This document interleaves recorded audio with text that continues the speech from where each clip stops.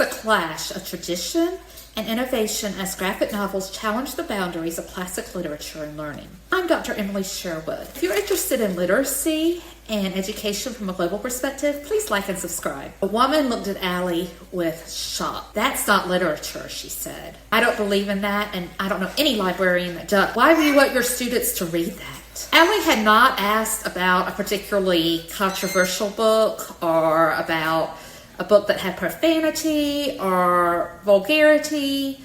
She just simply asked if the library had any graphic novels. Allie was an English for speakers of other language teachers in a rural school district, and she needed some books for her students that her students liked. And particularly at the high school level, the students couldn't read very well at that point in English, and they had asked for those. She had asked what the students wanted to read, and they said comic books, which is another name for graphic novels. But the librarian was just totally shocked that that would even be considered, because that wasn't a real book. Graphic novels are not real books, according to this librarian. And there are many people who would agree with her. Very well-respected people. This librarian was very well-respected. But the graphic novels are considered in some places just not literature, and it's considered kind of bad. There's this idea out there that there are good books, and those are old books for whatever reason, the classics, because those books generally took place, generally the United States or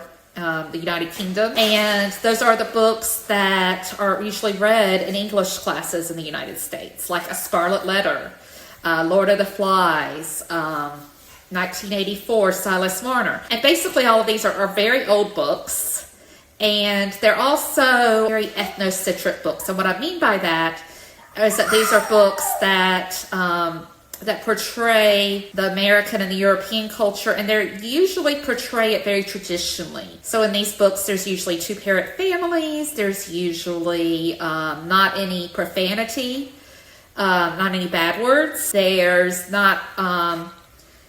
often not a lot of social issues in these books. If there are a lot of social issues, they're usually challenged. You hear a lot about Huckleberry Finn, which is a classic,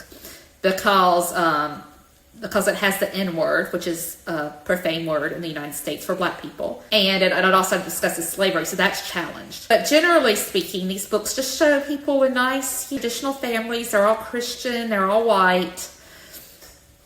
And so those are considered the good books, or the canon, by many people in American society. That's not the way the world is now, though, at all. Over half of students are not white. They are of a different ethnicity in U.S. schools. And the statistics show that many children are being raised in families that are not traditional families. They're being raised by grandparents or with a single parent, or maybe the extended family where several families are in the same home. There's lots of different types of families now. And also in this country, we are facing a reading crisis. Only a third of students can read on grade level. Now, there are some people who say that that's a reason why they shouldn't read graphic novels, or comic books, as some people might call them. That they shouldn't read graphic novels for that reason, because they're dressed up comic books.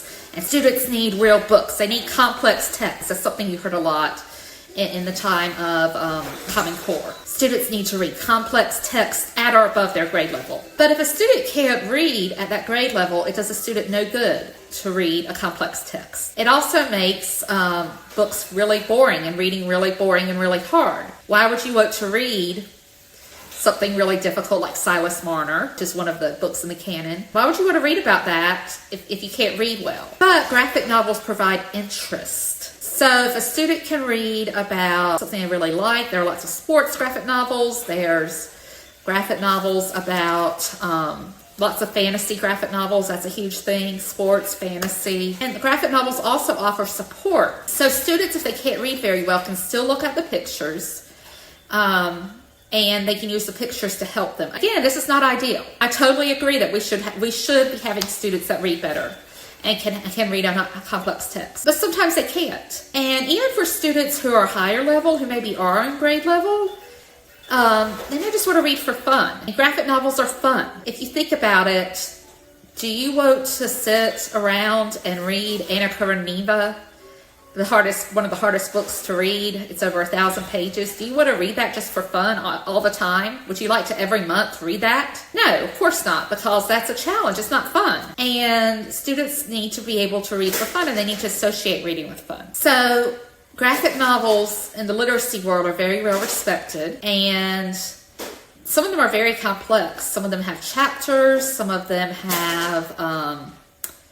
have morals and themes. It's not just dressed up comic books. There are some very impressive graphic novels, and generally speaking, any book that's been a bestseller for teens will have a graphic novel. That's very general. There are some exceptions, like Harry Potter, I don't believe has a graphic novel, and that's unusual. But most of the books that are like bestsellers eventually will have a graphic novel with them. So if you have a student who's struggling and the class is reading a more advanced version of the book, you'll probably find a graphic novel. And that's true of classics too. There are classics that are graphic novels. Again, this should be a bridge. Students should never stay at their reading level, even students who are doing well. Ideally, a student accelerates. So that means the student at the beginning of the year is at a certain reading level. By October, November, that student has accelerated and is able to read at a higher level and should choose books at a higher level.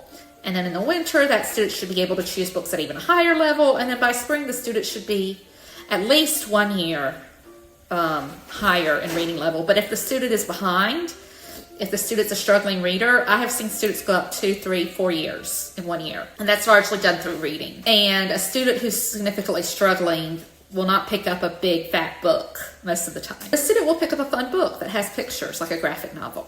That's kind of my disclaimer, is that I did write a graphic novel for children who are struggling, and it's very easy to read. And I'm going to put that in the description box if anyone has any interest in that. But that's all for today. Thank you so much, and until next time, keep learning.